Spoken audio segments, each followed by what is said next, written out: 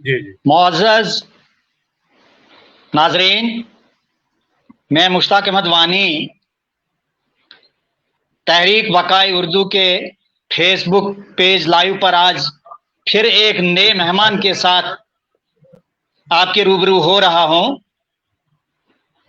بھلے ہی کہ ہمارا وقت جو ہے 5 بجے شروع ہوتا ہے اس پروگرام کا، لیکن آج ہمارے مہمان جو تھے وہ کسی وجہ سے لیٹ ہو گئے ہیں، ان کی کچھ ذاتی مجبوریاں تھیں، لیکن بہرحال وہ آ گئے ہیں اور ہم باقاعدگی سے پروگرام شروع کر رہے ہیں اور آپ ناظرین کی خدمت میں میرا سلام پہنچے۔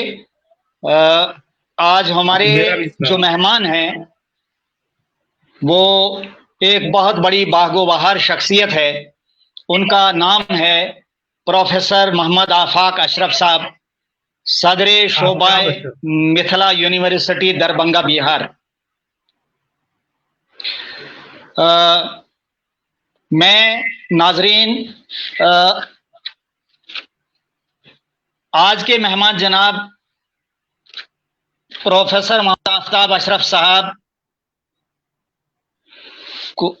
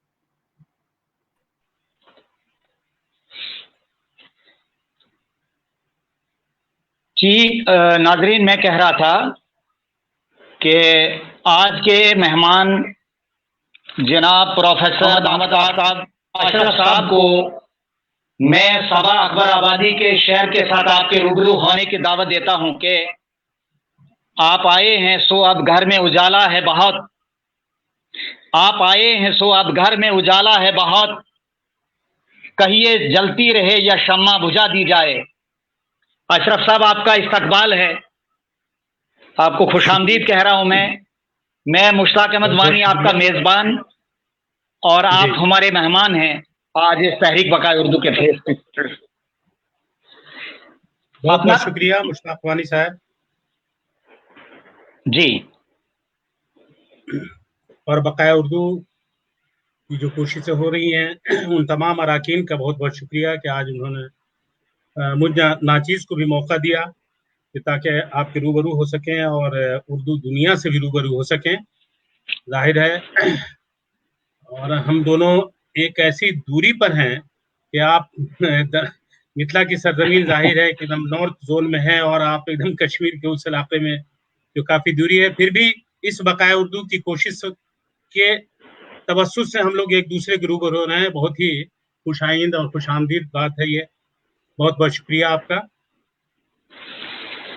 اشرف صاحب، میرا سب سے پہلے سوال آپ سے یہ ہے کہ آپ ہمارے ناظرین کو اپنی تعلیمی اور تعلیمی خدمات اور خاندانی پس منظر کے بارے میں بتائیے کہ آپ کا تعلیمی سفر کہاں سے شروع ہوا اور آپ کی ادبی زندگی کا آغاز کہاں سے ہوا؟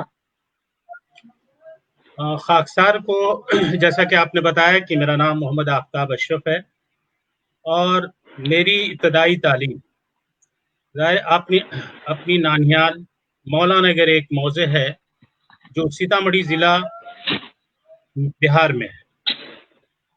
وہاں ابتدائی تعلیم کے بعد میں دربھنگہ لایا گیا اس معنی میں کہ بہت چھوٹے پن میں لایا گیا۔ اس وقت یہاں دربھنگہ شہر کے مسلم ہائی اسکول میں ہمارے نانا جان ہیڈ ماسٹر کے طور پر پوسٹڈ تھے۔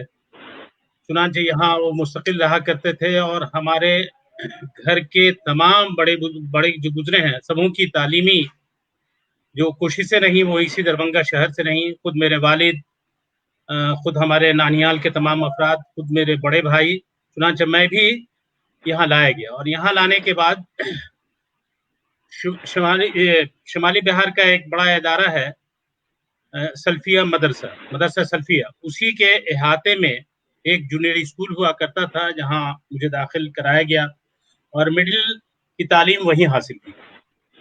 उसके बाद दरभंगा के शफी मुस्लिम हाई स्कूल में मेरा दाखिला हुआ। वहाँ से मैंने 1976 में मैट्रिकुलेशन सेकेंड डिवीजन से किया। फिर शहर दरभंगा के सीएम कॉलेज में आईए में दाखिला लिया, वहीं से मैंने ग्रेजुएशन भी किया ऑनर्स में। पूरे यूनिवर्सिटी में जो उस वक्त मिथिला यूनिवर्सिटी पूर्णिया वगैरह का काफ़ी लंबा इलाका था, वहीं से उर्दू ऑनर्स किया। उसी यूनिवर्सिटी से मैंने ऑनर्स किया और थर्ड टॉपर है। फिर मिथिला यूनिवर्सिटी में पीजी में दाखिला लिया। दाखिला लेने के बाद जाहिर है सेशन कुछ लेट था, लेकिन 1985 ईस्वी में एमए का रिजल्ट हुआ, अपने यूनिवर्सिटी में सेकंड टॉपर रहे।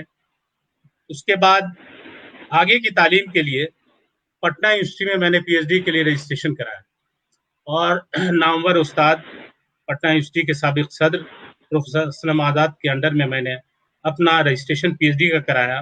वो टॉपिक था या उन्वान था सूबे बिहार के उर्दू ज़बान व अदब के इर्तिक़ा में सूबे बिहार के सूफियाए बिहार की खिदमत। ये मेरा पीएचडी का टॉपिक था, contribution of Sufi mystics of Bihar in the development of Urdu language and literature. ये टॉपिक, इस टॉपिक को रखने की एक वजह हुई कि हमारे हाई स्कूल के उस्ताद थे, जाहिर है कि वो नामवर न हो सके, नामवरी उन्हें हासिल न हो सकी, लेकिन इल्मो अदब के एक बेताज बादशाह थे शादा फारूकी। उनकी बहुत सारी तसानीफ हैं जो अब तक गैर मतबूआ हैं। मुझे फ़ख्र हासिल है बहुत सारे शागिर्द जो मशाहिर अहले कलम भी हैं, अभी भी हयात से हैं, उनके शागिर्दों की सफ़ में हैं, लेकिन मैंने उनकी शख्सियत पर अपने अंडर में 2005 में पीएचडी करवाया। शादा फारूकी दरभंगा शहर की एक इल्मी व अदबी शख्सियत थी। तारीख़ुल मसाजिद बज़्म शुमाल जो शुमाली बिहार के शोरा और अदबा की तारीख़ है, ज़ख़ीम तारीख़ है, 2 जिल्दों में है। उनकी वो ज़ाहिर है कि तसनीफ़ है नसीम शुमाल जो शुमाली बिहार के बुजुर्गान दीन पर एक बेहतरीन किताब है, वो भी उनकी तसनीफ़ है। इसके अलावा जो इस शहर में, ये एक कदीम शहर है, इस शहर के बारे में कहा जाता है कि इख्तियारुद्दीन खिलजी के ज़माने से ये शहर अपनी तारीख़ी हैसियत रखता है। खुद इस शहर में एक ऐसी मस्जिद है जो शाही मस्जिद कहलाती है।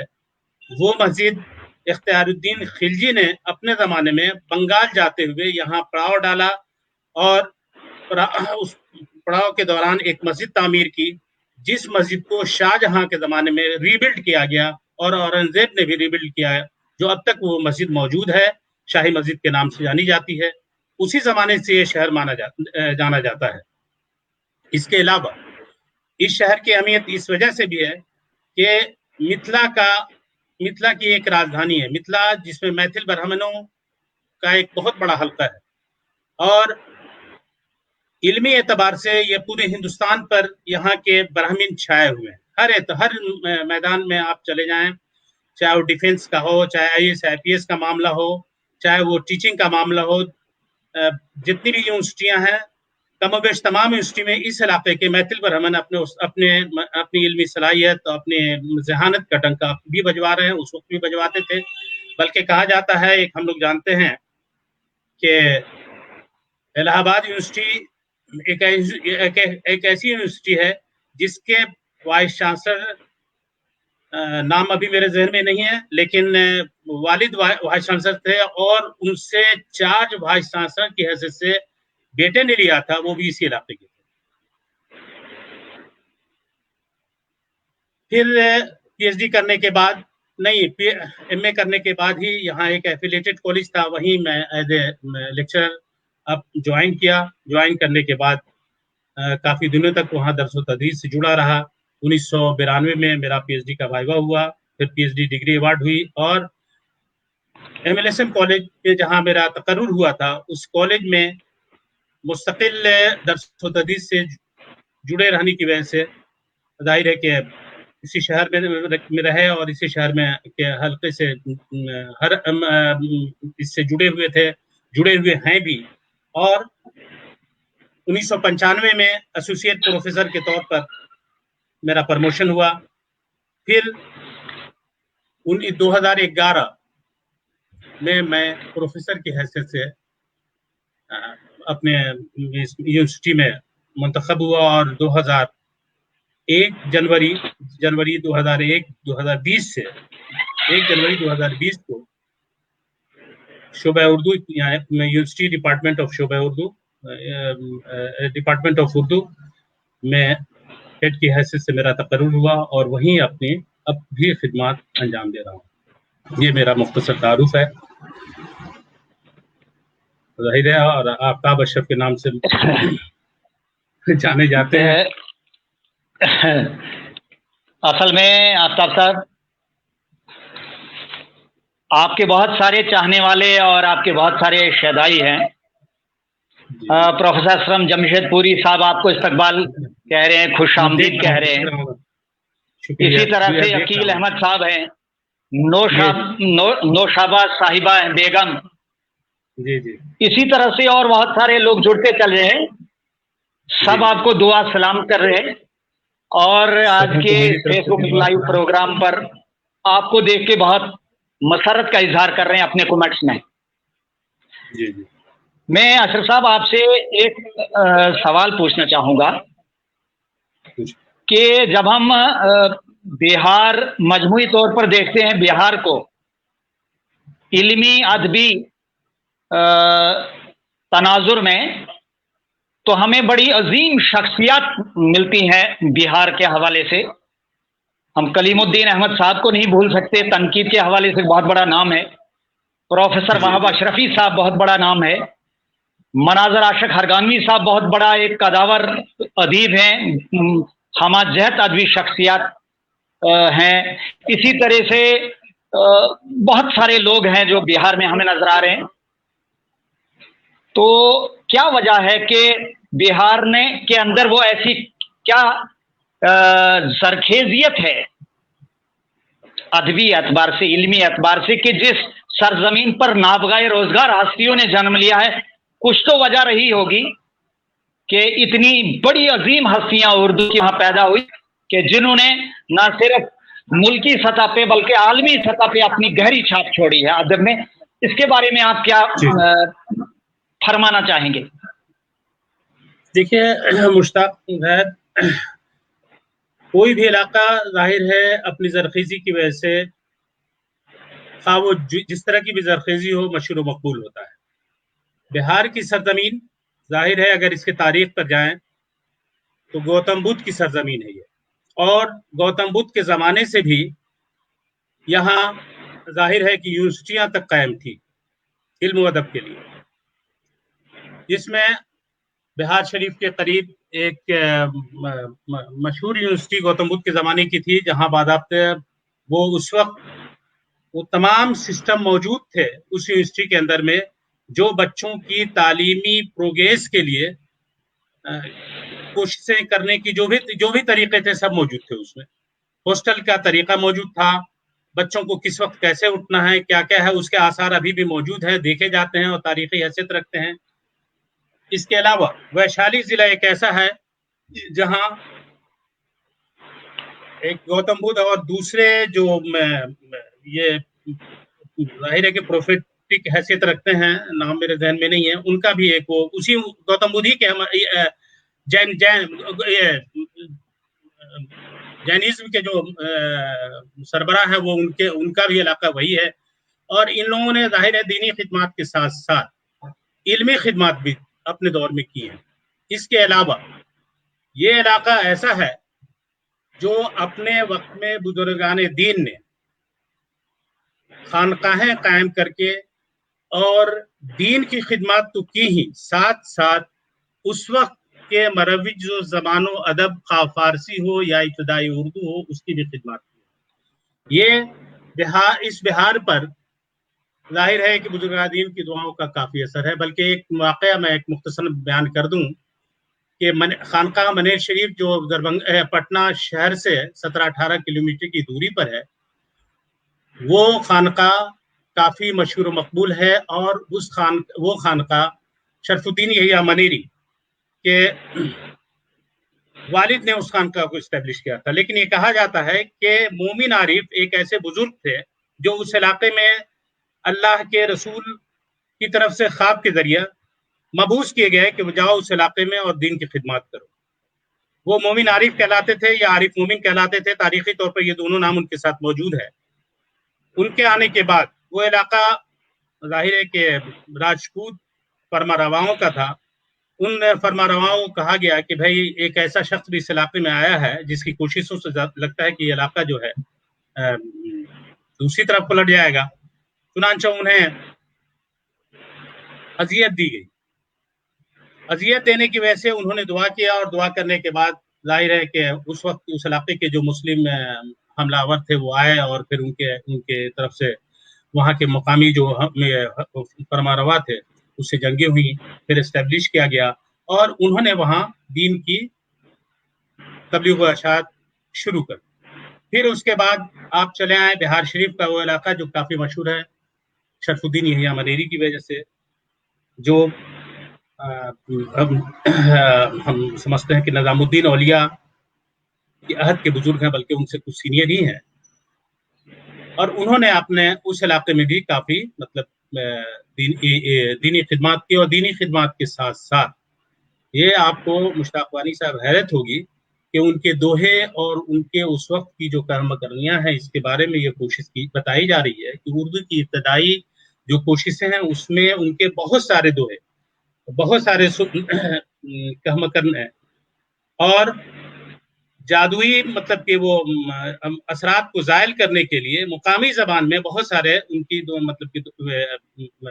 دو سخنے موجود ہیں جن کا سلسلہ ظاہر ہے کہ اردو کی ابتدا سے جوڑا جاتا ہے. اس کے علاوہ پھلواری شریف کا علاقہ، جہاں خانقاہ پھلواری شریف ظاہر ہے کہ عالمی طور پر مشہور و مقبول ہے، وہ بھی علاقہ کافی علم و ادب کا گہوارہ رہا ہے. دینی خدمات کے ساتھ وہاں کے تمام بزرگوں نے ہمیشہ اردو ادب کی خدمت کی ہے. بلکہ پروفیسر اختر اورینوی نے صراط مستقیم وہاں کی ایک کتاب ہے جس کے بارے میں اردو نثر کی اولیت کا صحرا اس کتاب کو دینے کی کوشش کی ہے اپنی جو تاریخی کتاب ہے بہار میں زبان و ادب کا انتخاب اختر اورینوی صاحب نے. اس کے علاوہ بھاگلپور میں خانقاہ ڈمریا، خانقاہ شہبازیہ ایک ایسی خانقاہ رہی ہیں یہ دونوں جنہوں نے اپنے طور پر اپنے وقت میں دین کی تو خدمت کی ہی ہے، دین کے ساتھ ساتھ اردو ادب کی بھی خدمت کی ہے. اسی بھاگلپور کے میں ابھی ظاہر ہے کہ پروفیسر مناظر عاشق ارغانوی صاحب اردو ادب کی خدمات کر رہے ہیں. اسی بھاگلپور سے پروفیسر لطف رحمان صاحب جڑے ہوئے تھے. یہ سارے کے سارے، اور اس کے علاوہ آپ یہ بہار دو حصوں میں بٹا ہوا ہے. گنگا بیچ سے گنگا گزرتی ہے، گنگا کے اس پار کے علاقے کو جنوبی بہار اور اس علاقے کو شمالی بہار کہا جاتا ہے، لیکن مجموعی طور پہ تمام بہار ہے. اکبر کے زمانے میں یہ کہا جاتا تھا کہ اکبر کے عہد میں عید کے چاند کے سلسلے میں معاملہ ہوا کہ وہ چاند جو ہے 29 کا ہوگا یا 30 کا ہوگا. اس کے لیے ظاہر ہے جو ذائقہ نگار تھے وہ سب اس بات کی کوشش کر رہے تھے، اور بیشتر لوگوں نے کہا کہ اس بار عید کا چاند 29 کا ہوگا. لیکن اسی اکبر کے دربار میں اس علاقے کے ایک ٹھاکر تھے، ظاہر پنڈت تھے، انہوں نے اپنے ذائقے کے دربار سے کہا کہ نہیں، اس بار عید کا چاند 30 کا ہوگا، اور اتفاق ہے کہ 30 کا چاند ہوا. اکبر نے کافی اس کی پذیرائی کی. پذیرائی کے بعد انہیں از گنگ تا سنگ، یعنی گنگا سے لے کر ہمالیہ پہاڑ تک کے بیچ کا جو خطہ ہے انہیں اپنی جاگیر کے لیے دے دیا. اور ان کا کارنامہ یہ دیکھیے کہ اس پنڈت نے اپنی اس دولت کو جو بادشاہ کی طرف سے ملی ہوئی تھی خود نہیں لیا، بلکہ اپنے گرو یا استاد کے یہ اس کے چرنوں میں لا کر وہ سارا جو کاغذی فرمان تھا ان کے حوالے کر دیا اور کہا کہ یہ چیز آپ کی ہے، हमारी नहीं है, आपकी दी हुई दीक्षा से हम जाहिर है कि आज इतनी मेरी इज्जत अफजाई हुई है। चुनांचे ये इलाका जो है मिथिला का स्टेट उसी जमाने से आज भी दरभंगा शहर में भी कभी आने का मौका मिलेगा तो आप देखेंगे कि जिस तरह से लाल किला की चारदीवारी ऊंची और उस जिस अंदाज का लाल किला है उसकी घेराबंदी है, ठीक उसी अंदाज के यहाँ भी दरभंगा महाराज के महलात हैं और घेराबंदी के साथ जैसा लगता है कि छोटा लाल किला दरभंगा में मौजूद है। खुद ऐसी ऐसी तारीखी इमारत जिसमें अभी शोबा उर्दू है, नरगौना पैलेस कहलाता है। 1936 में यहाँ एक बड़ा जलजला आया था, उस जलजले के बाद उसको एस्टेब्लिश किया गया था दरभंगा महाराज ने, और उसके तमाम कमरे नीचे से ऊपर एक दूसरे से कनेक्टेड हैं। करीब मेरे ख्याल में नीचे से ऊपर तक 360 कमरे होंगे, सारे एक दूसरे से कनेक्टेड हैं और वो स्प्रिंग पर है।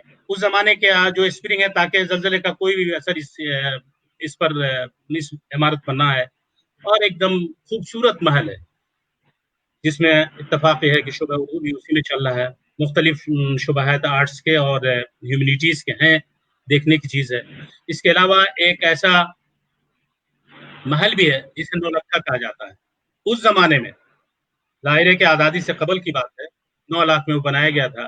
बड़ा ही खूबसूरत अंदाज है और उसमें इस बात की कोशिश की गई थी कि लखनऊ के जो नवाबों के ज़माने में जो उसके महलात के अंदर जितनी भी चीज़ें होती हैं तय्युश के लिए या फिर खूबसूरती को नहीं करने के लिए, वो सारी चीज़ें वहाँ मौजूद है। रंग महल है, मुख्तलिफ तरह की चीज़ें हैं, वो सारी की सारी चीज़ देखने की और तारीखी हैसियत रखती है। ये इलाका पूरे तौर पर है। इसके अलावा और भी जो बिहार के शहर हैं, वो सारे शहर इब्तदाई से इल्म अदब की खिदमात भी की हैं, दीनी खिदमात भी की हैं। हर एतबार से जो भी मजहब के उस वक्त के ये रहे हों उन्होंने ने खिदमत की है। ये बिहार की जरखेजी की वजह है। यानी कहा जा सकता है कि कुछ इश्तगाने खंजरे तस्लीम रा हर जमात गैब जाने दीगरस्त, यहाँ जितने भी लोग रहे हैं हर जमाने में नई मतलब कि जान लेके पैदा होते रहे हैं। जी जी फरमाया जाए। बहुत ही उम्दा। और अशरफ साहब, मैं समझता हूँ कि बिहार के लोगों में अदबियत के साथ साथ रूहानियत का भी खमीर मौजूद है उनके अंदर। जिस तरह से आपकी इस पूरी एक तरह की तारीखी और बाकी जितने भी पहलू आपने बयान किए, उससे ये लगता है कि रूहानियत और अदबियत बिहार के लोगों का खासा है। जी, मैं अशरफ साहब आपसे पूछना चाहूँगा कि अदब में आपकी शमूलियत जो है तहकीक व तनकीद में तो है ही, लेकिन इसके अलावा और किन किन असनाफ से आपका गहरा शगफ है या आपका ही जो है कंट्रीब्यूशन हिस्सादारी रही? कंट्रीब्यूशन तो जाहिर है कि शेरियात की तरफ है और तालिब इल्मी के ज़माने में शेरी ज़ौक़ भी था, लेकिन उसमें वो मुझे ऐसा लगता था कि हम तज़िया औक़ात बहुत ज़्यादा कर रहे हैं, चुनांचे उससे हमने आपको अलग रखा और शेरी कोशिशें ना के बराबर की। लेकिन बुनियादी तौर पर मैं इस बात का कायल हूँ और कोशिश भी करता हूँ कि मेरा तकर्रुर उर्दू के उस्ताद की हैसियत से कॉलेज में हुआ है। चुनांचा मैं अपने आप को पूरे तौर पर ये कोशिश करता हूँ कि मैं एक उस्ताद रहूं और अपने शागिर्दों की आबियारी के लिए हर वक्त जब भी जरूरत पड़े, मैं शागिर्दों से कह चुका हूँ कि कुछ औकात ऐसे हैं, जाहिर है कि अल्लाह के लिए भी अपने आप को मखसूस करना है, उसको छोड़कर जिस वक्त भी जैसी जरूरत पड़े आप मुझे कॉल कर सकते हैं और इंशाल्लाह मैं हाजिर रहूंगा। और इससे मुझे खुशी महसूस होती है बच्चों के मसाइल को भी हल करने में और बच्चों के अदबी आबियारी के सिलसिले में भी जो कैसे किया जाए, किस तरह से उनसे उनके ज़ौक़ को परवान चढ़ाया जाए, शौक दिलाया जाए, ये कोशिश मैं करता रहा। ये मेरी हॉबी है। एक बात जहन में आ रही है कि आफ्ताब साहब, ये लिखना जो है इंसान का फितरी अमल है। आदमी जब लिखने बैठता है तो मुख्तलिफ ख्यालात उसके जहन में आते हैं, लेकिन आपके लिखने की तरतीब क्या रहती है? आप क्या खाका जहन में तैयार करते हैं, उसके बाद किसी मौजू को लेते हैं, उसके मुख्तलिफ पहलू पर गौर व फिक्र करते हैं, मुख्तलिफ किताबें उस मौजू से पढ़ते हैं, उसके बाद जो है आप लिखने बैठ जाते हैं। तो थोड़ा اس بارے میں بتائیے گا ہمارے ناظرین کو کہ تاکہ جو نو آموز لوگ ہیں ان کو اس سے فائدہ ہو کہ آپ کا طریقہ کار کیا ہے، کلمی دنیا، علمی دنیا۔ میں اپنے شاگردوں سے بھی کہتا ہوں اور خود بھی اس پہ عمل کرتا ہوں کہ آپ کبھی یہ نہ سمجھیں کہ میرے اندر علمی لیاقت بہت زیادہ ہو گئی ہے یا پھر میرے مطالعے سے میں اپنے آپ میں بہت بھرپور ہو چکا ہوں، ایسا نہ سمجھیں، بلکہ اپنی وہ کوششیں جو ابتدائی دور میں استادوں نے آپ سے کرائیں، خصوصاً پڑھنے کے سلسلے میں، آپ جب بھی کوئی کتاب پڑھیں، جب بھی کوئی موضوع کا انتخاب کریں، اس موضوع کی کتاب کو سامنے رکھیں، پھر ایک کاپی رکھیں یا پھر ڈائری رکھیں جس پر آپ پڑھنے کے دوران فٹ نوٹ لکھیں جو بھی سمجھ میں آئے۔ یہ کوئی ضروری نہیں ہے کہ کون سا جملہ آپ کو پسند آیا، کون سا نہیں آیا۔ ممکن ہے کہ مجھ کو یہ جملہ پسند آیا، میرے استاد اس کو اچھا نہ سمجھیں، وہ نہیں سوچنا ہے، بلکہ جو جملہ آپ کو پسند آیا اس جملے کو آپ نوٹ کریں، اور جس پیراگراف میں کوئی ایسی بات آپ کو اچھی لگی کہ نہیں یہ اپیل کرتی ہے خود آپ کو ذاتی طور پر، اس پیراگراف سے ان چیزوں کو آپ نوٹ کرنے کی کوشش کریں۔ جب یہ عادت آپ کی ہونے لگے گی تو انشاءاللہ آپ آگے بڑھنے میں بہت تیزی سے آگے بڑھیں گے، اور ایک مزاج بنتا جائے گا کہ ہم کو کچھ کرنا ہے۔ میں اپنے شاگردوں سے یہ بھی کہتا ہوں کہ ممکن ہے کہ آپ پڑھ رہے ہوں، آپ کو بہت ساری باتیں آپ کے ذہن میں نہ آتی ہوں، خود میرے ساتھ بھی یہ ہے واقعہ، یا ہوا بھی طالب علم کے زمانے میں 6 مہینے تک ایسا لگتا تھا کہ میں نے اتنی چیزیں پڑھی ہیں، کوئی بھی چیز میرے ذہن میں نہیں آ رہی ہے، لیکن ایک وقت ایسا آیا کہ وہ پڑھی ہوئی چیزیں ایک بیگ ذہن میں توند گئی، اور اس کو لگتا ہے کہ ہم نے کب پڑھی ہے اور کیسے یہ چیز میرے ذہن میں آ گئی۔ یہ ساری باتیں میں اپنے شاگردوں کو بتاتا ہوں اور خود بھی اس پہ عمل کرتا ہوں۔ اس کے علاوہ میں اپنے شاگردوں سے اس بات کی بھی توقع رکھتا ہوں اور یہ کہتا ہوں کہ کوشش اس بات کی کریں کہ میرا محاسب اللہ ہے ہر اعتبار سے۔ یہ نہیں سوچیں کہ مجھ کو اپنے سماج میں محاسبہ دینا ہے یا اپنے والدین کو دینا ہے، بلکہ یہ سمجھیں کہ جو بھی فرض آپ پر عائد کیا گیا ہے، خواہ وہ پڑھنے کا ہو، خواہ وہ دینی ہو، یا پھر کریکٹر کردار کا ہو، وہ ان ساری چیزوں کے بلڈ اپ کرنے میں آپ اس بات کا خیال رکھیں کہ میرا محاسب اللہ ہے اور اللہ مجھے دیکھ رہا ہے۔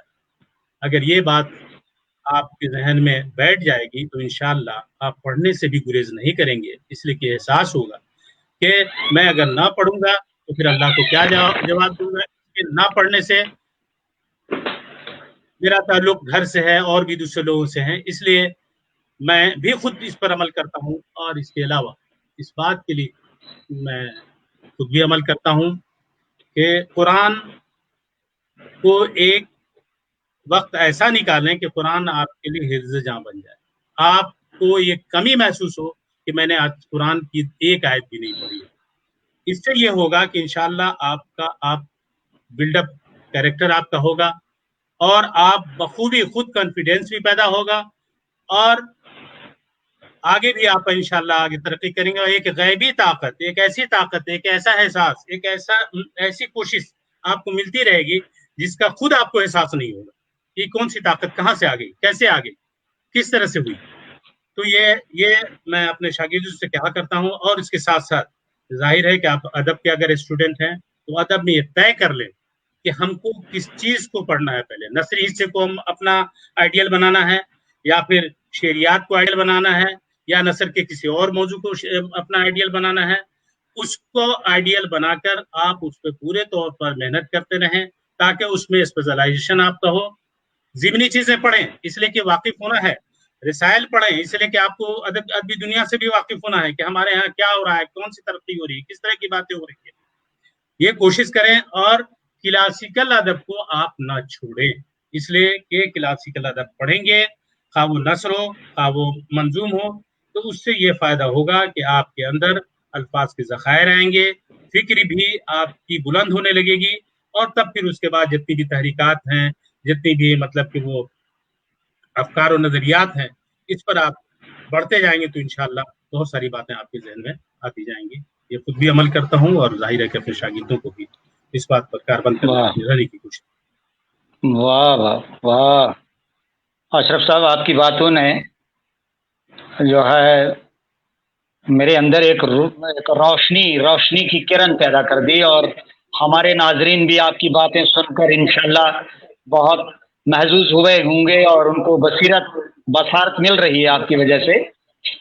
मैं ये कहता चलूं कि आपके चाहने वाले नुसरत अली खान काजी साहब आपको सलाम कह रहे हैं, शुक्रिया। और इसी तरह से तनवीर रजा बरनपुरी साहब आपको जो है कि आपको सलाम कह रहे हैं और माशाअल्लाह कह रहे हैं। इसी तरह से बहुत से लोग हमारे साथ जुड़ते चले जा रहे हैं हमारे नाजरीन। और नाजरीन मैं ये बताता चलूं कि आज हमारे इस तहरीक बकाए उर्दू के फेसबुक लाइव पे एक ऐसी बागोबहार शख्सियत है जिन्हें इल्मी व अदबी दुनिया में प्रोफेसर मोहम्मद आफ्ताब अशरफ साहब के नाम से जाना जाता है। अशरफ साहब, एक सवाल और जहन में मेरे आ रहा है। जब हम क्लासिकी अदब की बात करते हैं तो हम कैसे इसको डिफाइन करेंगे, कैसे इसको समझाएंगे कि क्लासिकल अदब होता क्या है और इसके इम्तियाजात क्या हैं और इसका मेयार क्या है? इस पर जरा थोड़ी सी रोशनी डालिएगा। असल मुश्ताक साहब, हमारे यहाँ जितनी भी अदबी तारीखें लिखी गई हैं, खा वो मुख्तसर हो या कई जिल्दों की हो, उन लोगों ने जो क्लासिकी अदब की एक हदबंदी की है, उस हदबंदी के एतबार से जो हमारा मिडिल तबका है, उर्दू अदब का मिडिल तबका से मुराद है कि जाहिर है कि मीर के बाद, मीर या सौदा के हद से लेकर, या फिर हम उससे पहले मीर और सौदा के हद से, बल्कि वली के बाद से ही हम जोड़ लें, उससे लेकर और शाद जो जाहिर है कि बिहार का एक नुमाइंदा शायर है, आप वाकिफ भी होंगे, शायद तंजीमाबादी से इत्तफाक है उनके साथ तलफी हुई और अब तक उनको वो सही मुकाम नहीं मिल सका जो शाद को मिलना चाहिए था। उस तक एक जो दायरा बनाया गया है, इसे ही हम क्लासिकी, जिसमें सर सैयद भी आते हैं, जाहिर मीर अमन भी आते हैं और दूसरे लोग भी आते हैं, खुद गालिब की मकतूबात वगैरह भी आते हैं, गालिब की शेरियात भी आती हैं। सारी ये जो हल्का है, इसे हम क्लासिकी अदब से को हम ये हल्का बनाया गया है और इसी को हम तस्लीम भी कर रहे हैं। जबकि क्लासिकी अदब के सिलसिले में अगर देखा जाए तो मैं ये समझता हूँ कि हर वो अदब जो हमारे अंदर एक एहसास बेदार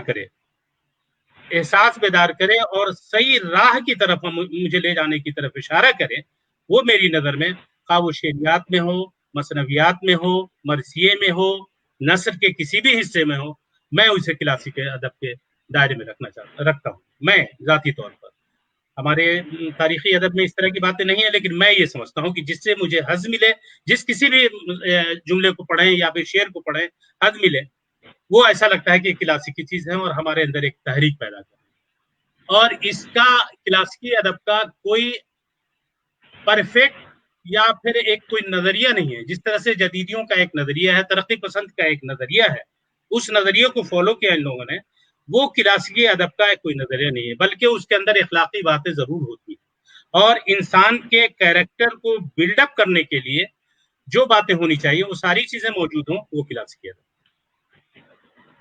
माशाल्लाह, आपने बड़ी वजाहत और बड़ी सराहत के साथ क्लासिकी अदब पर आफ्ताब अशरफ साहब रोशनी डाली। आपका बहुत बहुत शुक्रिया। और कई लोगों को जो है जहनों में क्लासिकी अदब के बारे में जो सवालात उभरते रहे होंगे आज तक, उनको बड़ा साफ हुआ, उनके जहन में ये बात बैठी है क्लासिकल अदब के मयारात क्या होते हैं और क्लासिकल अदब क्या होता है, और इसमें इससे इंसान की रूहानियत को या इंसान के ज़ौक़ विजदान को क्या तक़वियत मिलती है, वो बहुत बड़े बेहतर तो अंदाज में समझाया। अब हम बहुत सारे नाजरीन आपको देख रहे हैं और आपको खुशामदीद तो कह ही रहे हैं। मैं अशरफ साहब आपके मौजू की तरफ आता हूं। आपका जो मौजू है, जो तहरीक बकाए उर्दू ने आपको दिया है, वो है بہار میں مثنوی نگاری سوز و گداز کے حوالے سے، تو میں چاہوں گا میں اپنے لیے اور ناظرین جو ہمارے دیکھ رہے ہیں ان کی معلومات کے لیے آپ اس موضوع پر بھرپور جو ہے روشنی ڈالیں اور اس کے ایک ایک پہلو پر آپ اظہار خیال کرتے چلے جائیں تاکہ بہت سے لوگوں کو سیکھنے کا موقع ملے۔ بہت بہت شکریہ مشتاق صاحب۔ ظاہر ہے کہ مجھے جو آپ کی طرف سے یا بقایا اردو کی طرف سے موضوع دیا گیا تھا وہ یا پھر ملا، وہ ہے مثنوی سوز و گداز کا حقیقی پس منظر۔ مثنوی سوز و گداز کے مصنف ہیں شوق نیموی۔ میں اس سے پہلے ان کے مثنوی پر گفتگو کروں، یہ چاہتا ہوں کہ صوبہ بہار کے حوالے سے شوق نیموی کی شخصیت پر بھی مختصر گفتگو کروں، اگر اجازت ہو تو۔ جی جی بالکل اجازت ہے۔ علامہ شوق نیموی ایک عبقری شخصیت، مستند شاعر، باکمال محقق، بے مثال فقیہ اور بے پایہ درجے کے محدث کا نام ہے۔ ایک ایسی شخصیت جس نے صرف علاقائی، صوبائی یا ملکی سطح پر ہی نہیں بلکہ عالمی سطح پر علمی شخصیتوں کو اپنے علمی و ادبی کارناموں سے متاثر، اپنے معاصرین و اکابرین کو اپنے تبحر علمی کا معترف بھی کیا اور کثیر الجہاد شخصیت کے مالک تھے۔ ان کی پیدائش سرزمین نیموی جو مردم خیز علاقہ ہے بہار کا اور ضلع پٹنہ میں 1860 میں ہوئی۔ یہ حلقہ ابھی بھی عظیم آباد کے نام سے مشہور و معروف ہے۔ اس میں کوئی شبہ نہیں کہ دبستان عظیم آباد اور اس سے وابستہ باکمال ادبی ہستیوں نے ہر عہد میں علم و ادب کی آبیاری میں بڑھ چڑھ کر حصہ لیا ہے، اپنے کارناموں سے اپنی باوقار موجودگی کا احساس دلایا ہے، اپنی خدمات سے عظیم آباد کی عظمت پر چار چاند لگائے ہیں، لیکن اس حقیقت سے بھی انکار کی گنجائش نہیں ہے کہ ہم نے بزرگوں اور اسلاف کو خصوصاً دبستان عظیم آباد کے کو یاد رکھنے کے معاملے میں اپنے طرز تغافل سے بہار کی مردم خیزی کو مردم خوری میں تبدیل کر دیا اور گوہر نایاب کو بھی ان گوہر نایاب کو بھی فراموش کر دیا جنہوں نے اپنی مدت حیات میں ہی لوگوں کو اپنی صلاحیت کا قائل کر کے یہاں کی عظمت کا پرچم بلند کر دیا تھا، جو ہمارے لیے سرمایہ افتخار ہے۔ آج بھی ہیں، تھے بھی۔ ان کے تحقیقات جاتے ہی ہم نے اپنے خانہ دل کو تو کیا اپنے ذہن کی کسی گوشے میں بھی انہیں رکھنا روا نہیں رکھا۔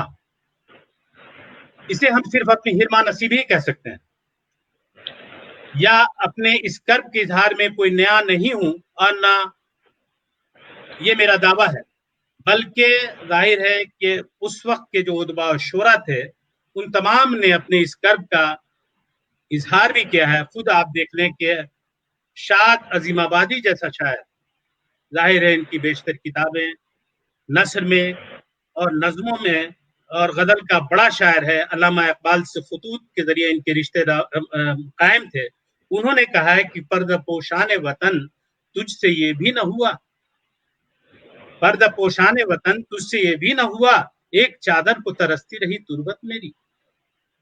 اور شوق نیمی جیسا کمال ہستی کو بھی کہنا پڑا، وہ خاک قبر پر آئے گا فاتحہ کو میرے، وہ خاک قبر پر آئے گا فاتحہ کو میرے، جو دو قدم بھی جنازے کے ساتھ چل نہ سکا۔ یہ احساس کرب ہے ان حضرات کا۔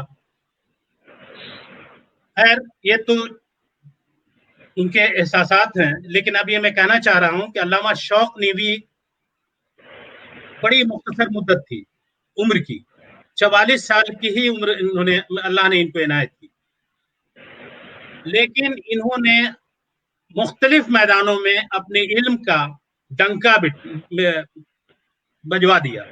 بلکہ حیرت ہوگی کہ شوق نیوی کی پیدائش ظاہر ہے کہ ایک علمی گھرانے میں ہوئی۔ ان کے والد شیخ سبحان علی خود ایک ذی علم آدمی بھی تھے، چنانچہ بچپن ہی سے ان کی ذات پر اپنے گھر کے اثرات تھے اور کم عمری ہی سے یہ اشعار موضوع کر لیا کرتے تھے۔ بلکہ اپنی شعر گوئی کے حوالے سے اپنی خود نوشت یادگار وطن میں ایک جگہ انہوں نے لکھا ہے کہ لڑکپن میں خدا نے طبیعت ایسی موضوع بنائی تھی کہ جب میں گلستان ہی پڑھتا تھا، گلستان پڑھتا تو ظاہر ہے کہ اس وقت لازمی تھا اچھے گھرانوں میں پڑھانا، تو پڑھتا تھا تو فی البدیہہ شعر موضوع کر لیتا تھا.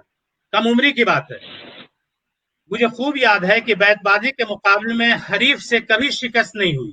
بارہا ایسا ہوا کہ حریف کو بھی کسی خاص حرف کے اشعار بہت یاد تھے جن کی وجہ سے مجھ کو دقت پڑتی، مگر جب استاد کا کوئی شعر یاد نہیں آتا تو نظم کر کے جواب دے دیتا اور ان بیچاروں کو یہ وہم تک نہ ہوتا کہ یہ شعر اس کا تبادار ہے. ان کی ذہانت کا دیکھیے کم عمر میں. یہ سب صلاحیتیں شوق نیمی پر اللہ نے بچپن ہی سے ودیت کر رکھی تھی، لیکن حصول علم کی غرض سے انہیں علمی ادبی مرکز لکھنؤ کا سفر کرنا پڑا. وہاں شمشاد لکھنوی اور تسلیم لکھنوی جیسے بڑے شعراء کی شاگردی اختیار کی.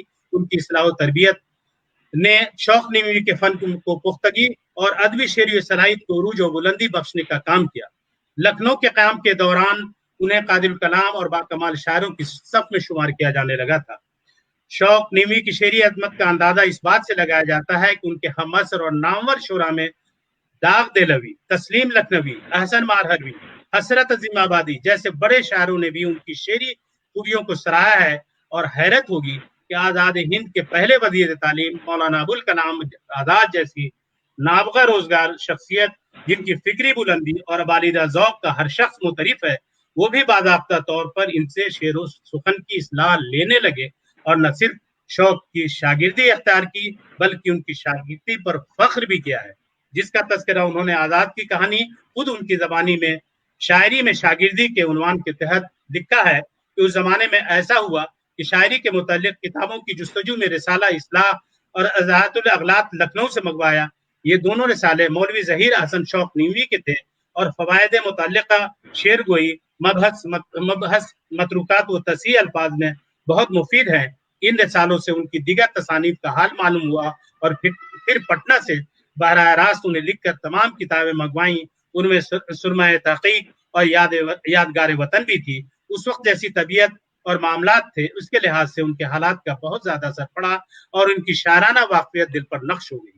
نتیجہ یہ نکلا کہ میں نے ان سے خط و کتابت کی اور اصلاح لینا شروع کر دیا. اس میں شک نہیں کہ وہ بہت جی لگا کر اصلاح دیتے اور بعض اوقات غزل کے ساتھ ایک ایک صفحے کے فوائد بھی جن کا تعلق اشعار زیر اصلاح سے ہوتا تھا لکھتے تھے.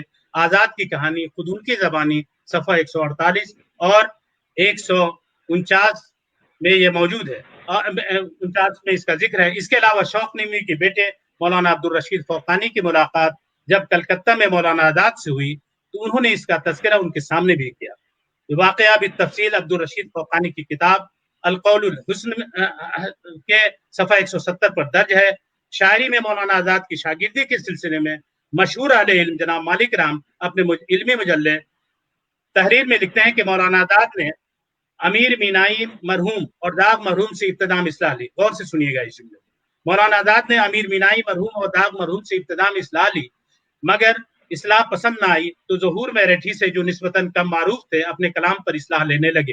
اس کے بعد تاخیر مشق سخن مولانا ظہیر حسن شوق نیمی کے حلقہ تلمذ میں داخل ہوئے. یہ وہی مولانا آزاد ہیں جنہوں نے غبار خاطر میں ایک جگہ ذوق کے اشعار کے سلسلے میں اپنی رائے کا اظہار اس طور پر کیا کہ ذوق کے اشعار میں ہم اپنا ذوق نہیں پاتے. گویا ذوق کو خاطر میں نہیں لانے والا شخص شوق کی شاگردی پر فخر کر رہا ہے. شوق نیمی کے شاگردوں کی بھی ایک لمبی فہرست ہے جو اپنی خود نوشت یادگار وطن میں انہوں نے اپنے باضابطہ صاحب دیوان شعرا اور شاگردوں کی تعداد کو شمار کیا ہے. اور اس کے علاوہ یہ ظاہر ہے یہ ایک تحلیل کا شعر ہے ان کا. کہتے ہیں کہ وہی اشعار جن میں لطف کچھ رہتا ہے رکھتے ہیں، غزل میں شوق ہم بھرتے نہیں ہر رتب و یابس کو.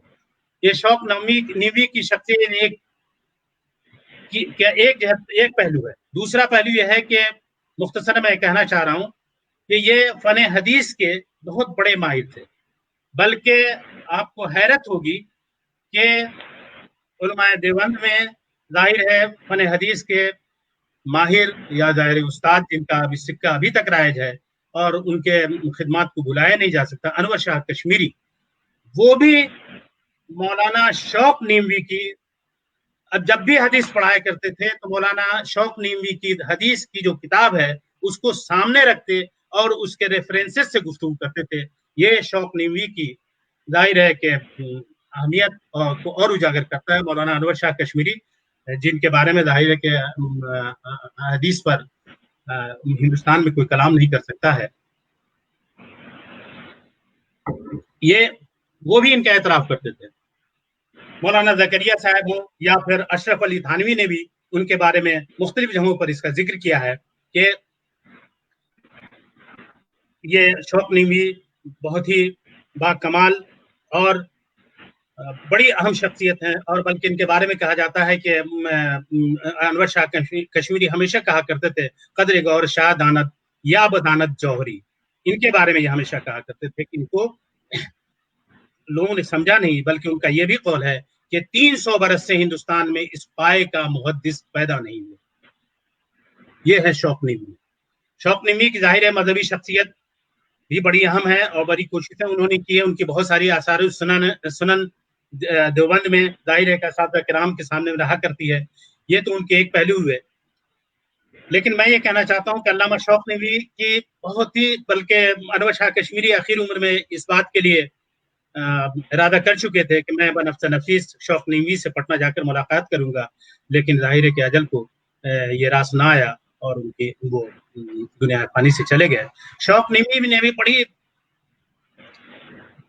ज्यादा उम्र नहीं पाई है, लेकिन उन्होंने, बल्कि कहा जाता है कि सिर्फ 44 साल की उम्र में इनकी रही, 18 और की मुख्तसर हयात में भी इन्होंने बहुत बड़े बड़े काम किए हैं। बल्कि मजहबी कामों में इनकी बहुत सारी किताबें हैं। उर्दू में भी इन्होंने बहुत सारी किताबें लिखी हैं,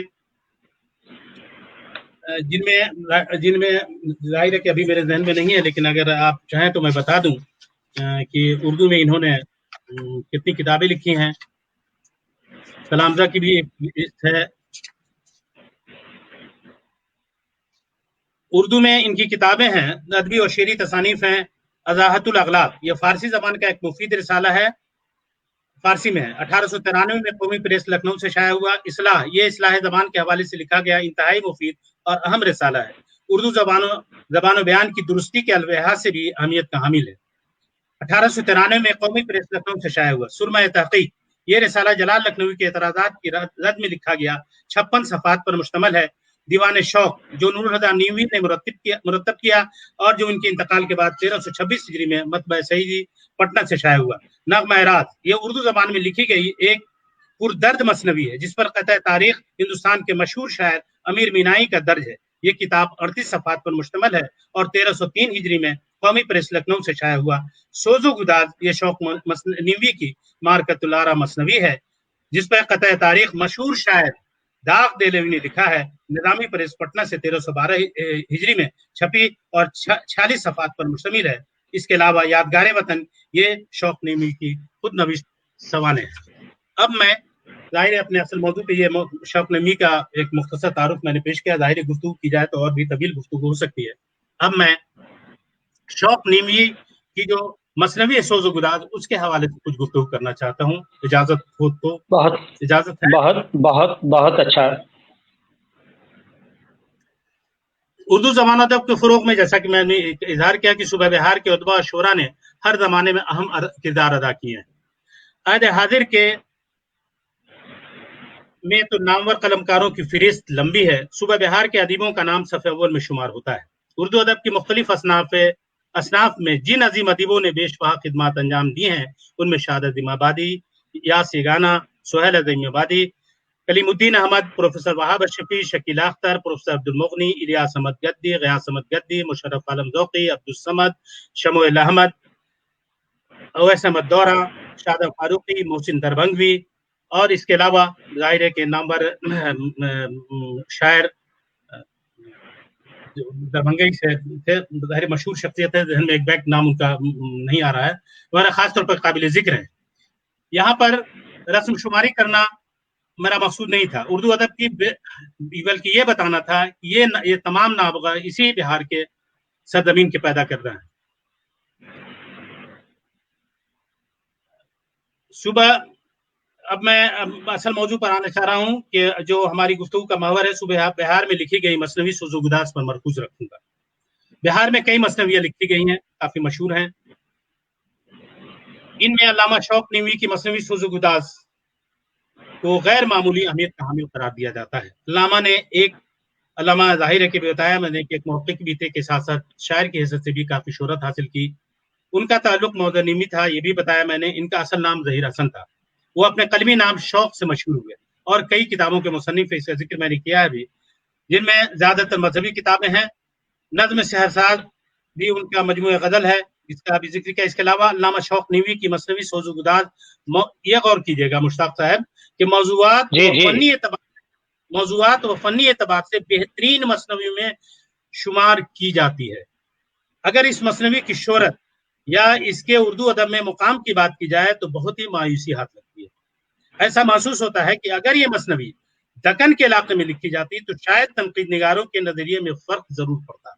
मैं इस बहस में नहीं जाना चाहता हूँ कि इस मसनवी के तख्लीक कार दक्कन से क्यों नहीं है। यही अहम है कि दक्कनवी मसनवी से अलग शमाल की ये मसनवी अपनी अलग शनाख्त कायम करने में कामयाब है।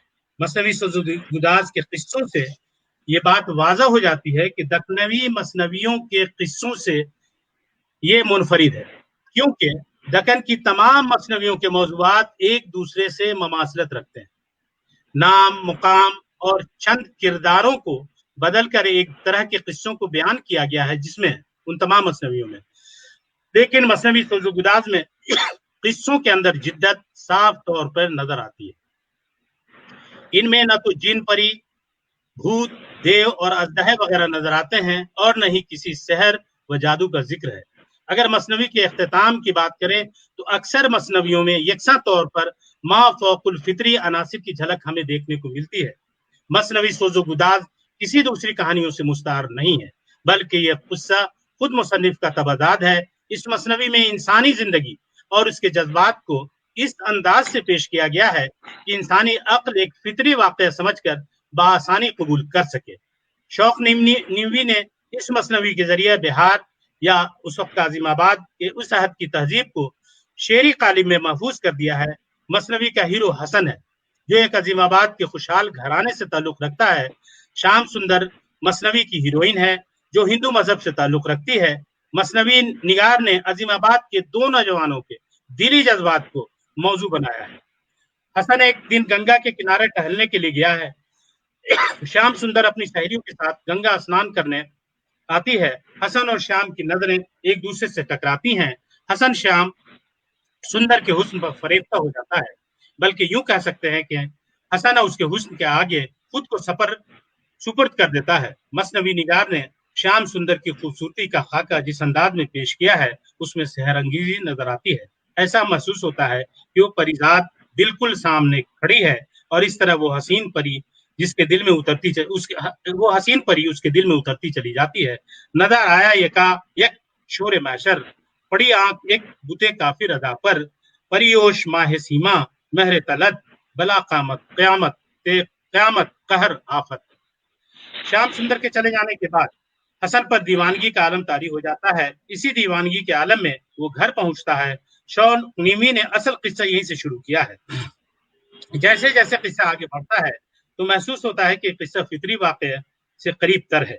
ये एहसास इसलिए भी होता है इस वाक़े के ज़मान व मकान कई हजार साल पहले और ईरान और तुरान के नहीं है, बल्कि उसके दिनों के किरदार अपने शहर अज़ीमाबाद के हैं। मसनवी निगार ने एक इश्किया कहानी के जरिए तहजीबी यगानियत को पेश किया है, इसलिए शऊरी तौर पर आशिक को मुसलमान और माशूका को हिंदू मजहब और तहजीब का अलमबरदार बतलाया है। जब हसन घर आता है तो उसकी मुख्तलिफ कैफियत से घर वालों को पता चलता है कि वो एक लड़की पर फरेफ्ता है। समाजी रुसवाई के खौफ से घर वाले उसे एक कमरे में बंद कर देते हैं। मुकफ्फल कमरे में तन्हा रहने की वजह से उसके इश्क में मजीद इजाफा होता है और इसी आलम में उसे नींद आ जाती है। नींद की हालत में वो ख्वाब के जरिए अपनी महबूबा से हम कलाम भी होता है। इस दौरान श्याम सुंदर उसे नसीहतें करती है। रहा कुछ देर तक जब महवे आराम, नजर आई एकाएक वो गुल अंदाम। हसन के पास आ पहुंची अदा से, मगर नीची नजर जोश हया से रहे इतना ख्याल शाम सुंदर कि हर पाने न पाए आबरू पर, बने जिस तरह जब्ते नाला करना, न भूले से भी राहे सर भरना। जब हसन नींद से बेदार होता है तो उसकी इज़्तिराबी कैफियत और बढ़ जाती है। घर के लोग उसकी मुदमहल तबीयत को देखकर आज़ाद कर देते हैं। ये हसन दीवानगी के आलम में माशूक की गलियों की धूल में खुद को गुम कर लेता है। इस तरह हसन अपनी महबूबा की याद में सेहरा सेहरा भटकता है। जब महबूब का दीदार करने का ख्याल आता है तो भिखारी या बरहमन बनकर श्याम सुंदर की गलियों में जा पहुंचता है। जैसे जैसे मसनवी की कहानी आगे बढ़ती है, इसमें इंसानी जज्बात की अक्कासी साफ तौर पर हमें नजर आती है, क्योंकि ये मसनवी माफौकुल फितरत अनासिर से अक्सर खाली है। कहानी का मरकजी किरदार हमें माशरे का एक ऐसा फर्द महसूस होने लगता है जो दिली जज्बात से मगलूब है। जब श्याम सुंदर की शादी की इत्तला हसन को होती है तो अपने महबूबा के घर के पास पहुंच जाता है कि है ब्याह आज की रात उस परी का, फिरा है एक जहल से मुश्तरी का। मसनवी निगार बहुत ही खूबसूरत अंदाज में कहानी को आगे बढ़ाते हुए एक ऐसे मुकाम पर पहुंचा देता है कि जहां कारी को ये गुमान होने लगता है कि कहानी अब यहाँ खत्म हो जाएगी, लेकिन ऐसा नहीं है। श्याम सुंदर की शादी के दौरान घर में आग लग जाती है तो इस अफरा तफरी का फायदा हसन को मिल जाता है। घर में चारों तरफ आग लगी हुई है तो उसी दौरान हसन मौका देखकर श्याम सुंदर को आग से बचाकर अपने घर ले आता है। श्याम सुंदर के घर के लोग ये समझते हैं कि इस आग में दुल्हन और दूल्हा जलकर मर गए हैं। श्याम सुंदर हसन के घर तो आ जाती है, लेकिन उसके दिल में कई बार ख्याल आता है कि वो घर को वापस चली जाए, क्योंकि घर के लोगों का रो रो कर बुरा हाल होगा। लेकिन बदनामी के डर से वो घर वापस न जाकर हसन से शादी कर लेती है। तुम्हारे पास जब खिलवत में बैठी कोई क्या जाने किस हालत में बैठी, मुकर्रर सब गुमाने बद करेंगे, मेरे माँ बाप गैरत से मरेंगे। हसन और श्याम सुंदर की शादी के बाद दोनों के दिली जज्बात को बेहतरीन अंदाज से शौक नीमवी ने खूबसूरत पेराए में बयान किया है कि कहीं भी फहाशी का उनसुर नहीं नजर आता है। इसलिए ये मसनवी दक्कन की तमाम मसनवियों से मुनफरिद नजर आती है। यहाँ मिसाल देखिए, मिली लज्जत जो कुछ जामे तरफ की, हयाने नाज से रुखसत तलब की, हुए दस्तो बगल वो लज्जते आशाम, लिए मीना ने बढ़कर बोसे जाम। कारी के लिए इस कहानी में तजस्सुस बाकी है, क्योंकि जब हसन और श्याम सुंदर की शादी हो जाती है तो ऐसा लगता है कि कहानी यहीं पर खत्म हो गई, लेकिन मसनवी निगार कहानी को और आगे ले जाता है, जिससे इस बात का इंकशाफ होता है कि मसनवी का नाम सोजो गुदाज क्यों है। मुख्तसर सा वाकया किस्सा बयान करके शौक नीमी ने शादी से कबल हिजर के सोजो गुदाज को बयान किया है और शादी के बाद श्याम सुंदर की मौत का सोज कारी के दिलो जहन पर हावी हो जाता है। मसनवी में किस्सा कुछ यूं आगे बढ़ता है। एक दिन हसन कश्ती में सवार होकर सैर को निकलता है और इसी दौरान कश्ती गंगा में डूब जाती है। कश्ती में सवार सारे अफराद पानी में डूब जाते हैं, लेकिन हसन अकेला जिंदा बच जाता है। इस मौत की खबर श्याम सुंदर को उसके घर पहुंच जाती है। जब ये इत्तला श्याम सुंदर के कानों में पड़ती है तो वो इस सदमे की तार न लाकर जहां बहक हो जाती है। किया बेचैन जब दर्दे निहाने, अदम की राह ली रूहे रवाने। हसन जब घर तक वापस आता है तब तक उसकी बीबी श्याम सुंदर को खानदान के अफराद दफन कर चुके होते हैं। हसन पर यह हादसा कयामत बनकर सामने आ जाता है। हसन जब अपने घर पहुंचा सलामत, नजर आई वहां शक्ल कयामत, सुना उस माह वश का हाले जहां का, जिगर पर चोट खाई दिल से की आ।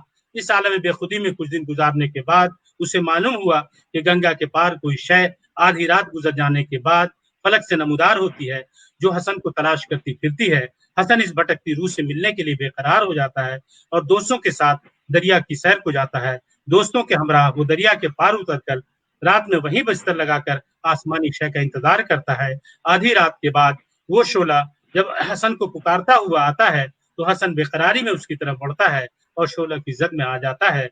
अब हुआ मिसले परी वो शोला रफ्सा, उड़ा फिर सूरत तख्ते सुलेमा। इस तरह शौक नीमी ने मसनवी के किस्से का इख्तिताम बहुत ही सोजो गुदाज के साथ किया है। मसनवी के तमाम हिस्से में हिंदुस्तानी तहजीब और बिहार के अजीमाबाद की माशरती झलक मिलती है। शौक नीमी अपने आबाई वतन अजीमाबाद और गंगा के इर्द गिर्द की बस्तियों का नक्शा पेश करने में कामयाब नजर आते हैं। इस मसनवी की अहमियत इसलिए भी बढ़ जाती है कि उर्दू की दक्कनी मसनवियों से अलग हटकर कहानी को पेश करने के लिए किरदार, मंजर निगारी और इंसानी जज्बात को रूबामल लाया गया है। ऐसा महसूस होता है कि मसनवी के तमाम किरदार शनासाई हैं, वहीं उर्दू की पेशरों अहम मसनवियों के किरदार के मकामात गैर मानूस मालूम पड़ते हैं। मसनवी में हीरो और हीरोइन के अलावा ज़िमनी किरदार भी हैं। जो मौका महल के हिसाब से कहानी को आगे बढ़ाने में मददगार साबित होते हैं। प्रोफेसर मुजफ्फर इकबाल ने इस मसनवी के ताल्लुक से बजा लिखा है कि मसनवी सोज़ो-गुदाद हुस्न इश्क का एक दर्द-खेज लेकिन नहायत ही दिलचस्प फसाना है, और कमाल यह है कि इब्तिदा से इंतहा तक ये दिलचस्पी कायम रहती है। यही मसनवी सोज़ो-गुदाद का मुख्तसरन मैंने जिक्र किया।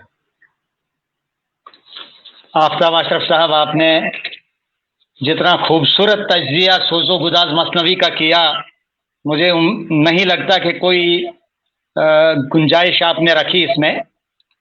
आपको बहुत बहुत मुबारक। आपने निहायत मेहनत और जहनी यकसुई के साथ इस मसनवी को पढ़ा है और इसके पूरे तारीखी पस मंज़र और इसकी पूरी कहानी और इसके पूरे प्लाट और फिर नीम शौकी उस पूरे जज्बे को और उस पूरे एहसास को इस तरह से बयान किया है कि इससे बढ़िया तज्जिया कोई तज्जिए की उम्मीद नहीं की जा सकती इस मसले के हवाले से।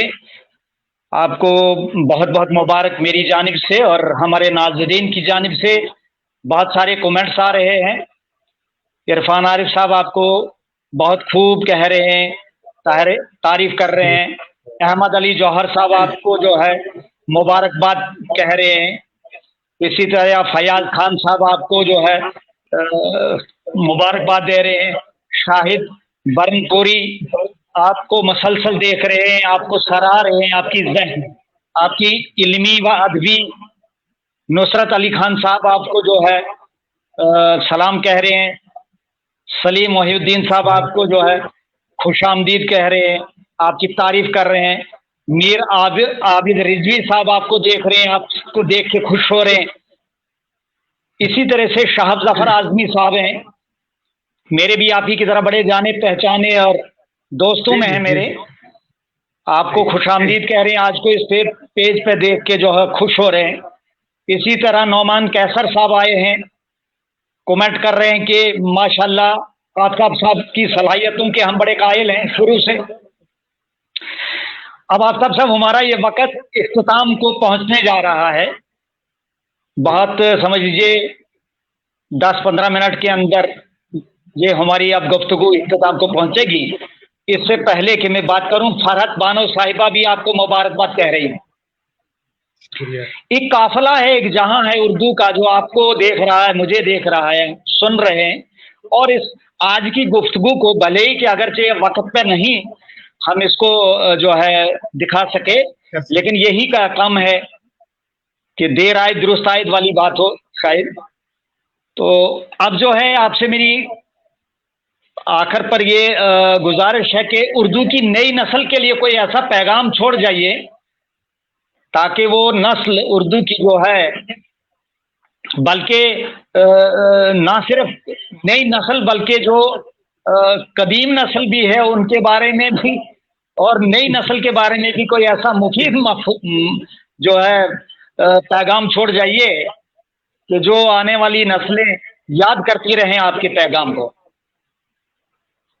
देखिए मुश्ताक भाई, सबसे बड़ी चीज़ ये है कि नई नस्ल में जाहिर है कि एक जज्बा है, इसमें कोई दो राय नहीं है। वो उर्दू की को पढ़ने और नई नई मालूमात की तरफ कोशा रहते हैं। लेकिन एक जो मेरी नज़र से एक कमियां उनके अंदर जो महसूस करता हूँ वो ये है, तो वो इस बात की कोशिश कर रहे हैं कि कितना कम वक्त में हम ऊंचे मुकाम तक चले जाएं। ये मेरी उनसे गुजारिश है कि ऐसा ना करें। वो सिर्फ अपने काम को याद करें, अपनी कोशिश जारी रखें और कुरान की उस आयत को हमेशा ज़हन में रखें कि कुलिल्लाहि मालिकल मुल्कु तुती मुल्कु मन तशाओ व तुइज़्ज़ु मन तशाओ व तुज़िल्लु मन तशाओ बियदिकल खैर इन्नका अला कुल्लि शैइन क़दीर तुलिजुल लैला फिन नहार तुलिजुन नहारा फिल लैल तुखरिजुल हय्य मिनल मय्यति तुखरिजुल मिनल मय्यति व तखरिजु मन तशाओ बिगैरि हिसाब। ये इस पर पूरे तौर पर कारबंद ये यकीन रखें, यकीन कामिल, और अपनी कोशिश मुताले की जारी रखें। इसके साथ साथ मैं एक और इशारा नई नस्ल के लिए कर रहा हूँ, वो ये है कि वो कोशिश करें कि उर्दू की कोई मुख्तसर ग्रामर, कोई भी ग्रामर, उसको भी अपने मुताले में रखें। تاکہ انہیں اس بات کا اندازہ ہو سکے کہ ہم جو بھی جملہ لکھ رہے ہیں، کوئی بھی جملہ لکھ رہے ہیں، مدرسے سے آنے والے جو طلبہ ہوتے ہیں اردو کے سے جڑے ہوئے ہیں ان کے ساتھ تو یہ کمیاں نہیں ہیں، لیکن اگر اسکول اور کالجز سے آئے ہوئے ہوتے ہیں ان کے اندر اس بات کی کمی محسوس کی جاتی ہے کہ ان کے وہ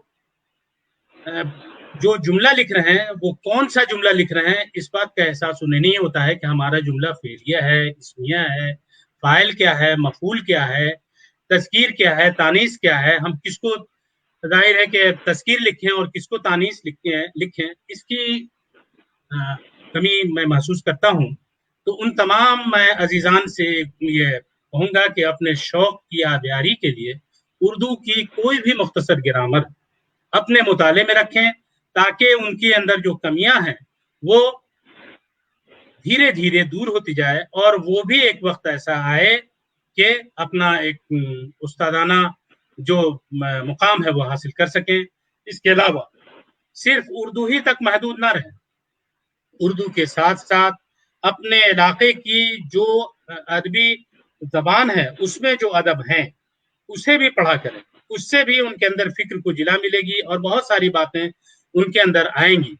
انگریزی بھی پڑھیں، ہندی پر مجھے یاد ہے کہ میں 2005 میں پٹنہ یونیورسٹی میں ریفریشر کورس کرنے گیا تھا، تو اس وقت اللہ غریق رحمت کے جناب استاد محترم، استاد تو نہیں تھے لیکن میں قدر کی نگاہ سے انہیں استاد ہی مانتا ہوں، جناب پروفیسر قمر اعظم ہاشمی صاحب، انہوں نے اس بات کے لیے باضابطہ ایک کلاس لیا تھا کہ آپ لوگ صرف اردو کے نہ رہیں، اردو تو ظاہر ہے کہ ہے، اردو کی خدمت کر رہے ہیں، اردو آپ کا اڑنا بچھونا ہے، لیکن اس کے ساتھ ساتھ ہندی بھی اور اپنے علاقے کی، جیسے اگر میتھلی کے علاقے کے ہیں تو میتھلی زبان کو بھی کچھ جانیں، اس کے بھی لٹریچر کو پڑھیں، انگریزی بھی جانیں تاکہ آپ سے کہیں بھی کمپلیکس کے شکار نہیں ہوں، بلکہ کسی میٹنگ کسی جگہ جائیں تو ایسا لگے کہ آپ کی گفتگو میں ساری چیزیں موجود ہیں اور وہ ساری چیزیں آپ پیش کر سکیں اور آپ کا ریپرزنٹیشن اچھے طریقے سے ہو، اس لیے کہ اور یہ اس کے لیے کبھی نہیں گھبرانا چاہیے اور ہمیشہ اس بات کا خیال رکھنا چاہیے کہ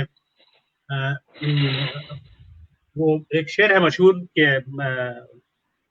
طوفان کو موڑ دیتا ہے طوفان کو ساحل تنہا، اس کا مصرع ہے ایک کہ کبھی بھی گھبرانا نہیں چاہیے کہ زندگی میں کتنے بھی طوفان آ رہے ہیں وہ ہم کو برباد یا ختم کر دیں گے، بلکہ مقابلہ کرنے کے لیے ہمیشہ تیار رہیں، تو ایک وقت ایسا آئے گا کہ آپ سیزنڈ ہو جائیں گے، آپ کہیں بھی کسی بھی مجلس میں جائیں گے، کسی بھی ادب کی ہو، کسی بھی زبان کی ہو، تو آپ اپنے آپ کو ذرا سا بھی آپ ہیچ محسوس نہیں کریں گے، بلکہ آپ کو لگے گا کہ میں اردو کا ہوں لیکن اردو کے ساتھ ساتھ میں دوسری ادبیات کو بھی جانتا ہوں اور اس کی نمائندگی کے لیے میں تیار ہوں۔ یہ میرا نئی نسل کے لیے مشورہ ہے۔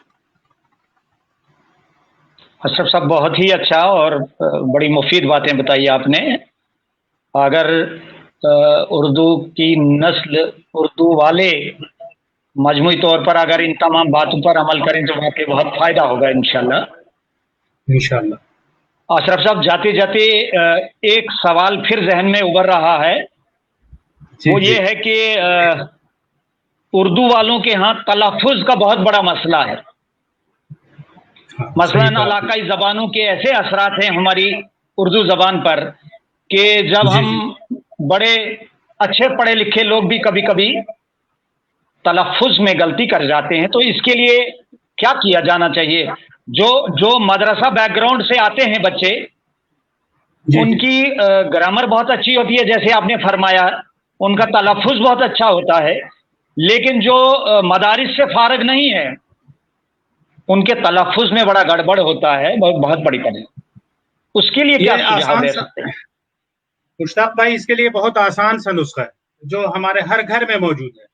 اگر ہمارے بچے یا پھر کوئی بھی ہمارا مطلب کہ وہ اردو دا طبقہ، وہ ضعیف العمر ہو، کم عمر ہو، اردو سے شوق رکھتا ہے، اگر قرآن کو بآواز سے مراد یہ ہے کہ اس طرح سے پڑھے کہ کنسنٹریشن پورے طور پر ہو، مخرج کے ساتھ روزانہ پڑھنا شروع کر دے تو انشاءاللہ کچھ ہی دنوں کے بعد اس کے تلفظ میں کافی فرق آ جائے گا۔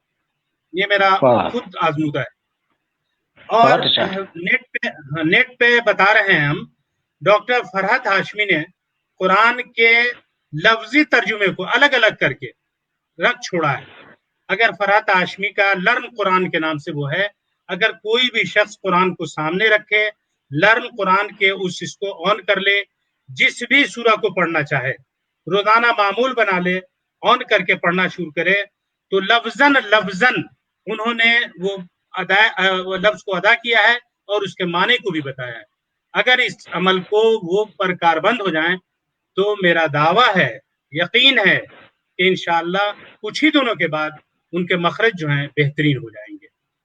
اس لیے کہ اردو کے الفاظ کی ادائیگی کا ایک جو احساس ہمارے دل میں ہوتا ہے تو وہی احساس ہے جو اب مثال کے طور پر قرآن کی اگر کوئی آیت آپ سنیں، اگر الحمدللہ رب کوئی صحیح طریقے سے کوئی قاری پڑھتا ہے تو آپ کی توجہ اس طرف پوری طور پر مرکوز ہو جاتی ہے، لیکن غیر ایسے بے خیالی میں پڑھے جا رہا ہے تو آپ کی طبیعت جھنجھلا جائے گی۔ ٹھیک اسی طرح سے اردو کے ساتھ ہے، غالبی کے اشعار کو پڑھ لیں، اقبال کے اشعار کو پڑھ لیں، اگر اس کے مخرج اگر آپ نہیں ادا کر پا رہے ہیں تو اس کی جو معنویت ہے یا اس کے اندر جو غنائیت ہے، جو ریدم ہے، اس سے آپ کافی دور ہو جائیں گے۔ تو اس کے لیے آسان سا نسخہ ہے، اگر ہر بندہ اس پر کوشش کرے تو میرا خیال ہے کہ انشاءاللہ چند ہی دنوں کے بعد یا چند مہینوں کے بعد مخرج پر وہ کنٹرول کر لے گا۔ بہت بہت شکریہ۔ ناظرین، یہ تھے آج کے ہمارے مہمان تحریک بقائے اردو کے فیس بک لائیو پروگرام پر۔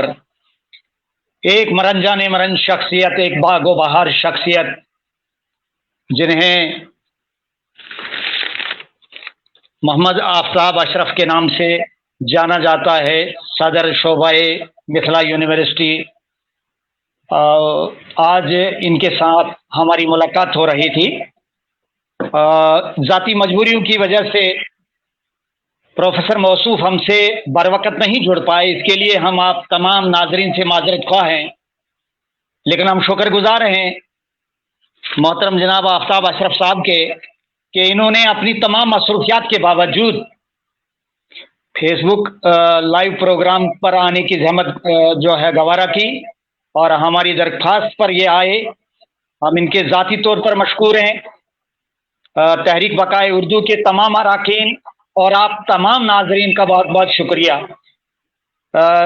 تحریک بقائے اردو کے اراکین کی یہ کوشش رہتی ہے کہ جتنے بھی ہمارے مہمانان ہیں، اردو دنیا سے جڑی ہوئی جتنی بھی عظیم شخصیات ہیں، ہر روز کا یہ معمول اپنے وقت پر جاری و ساری رہے۔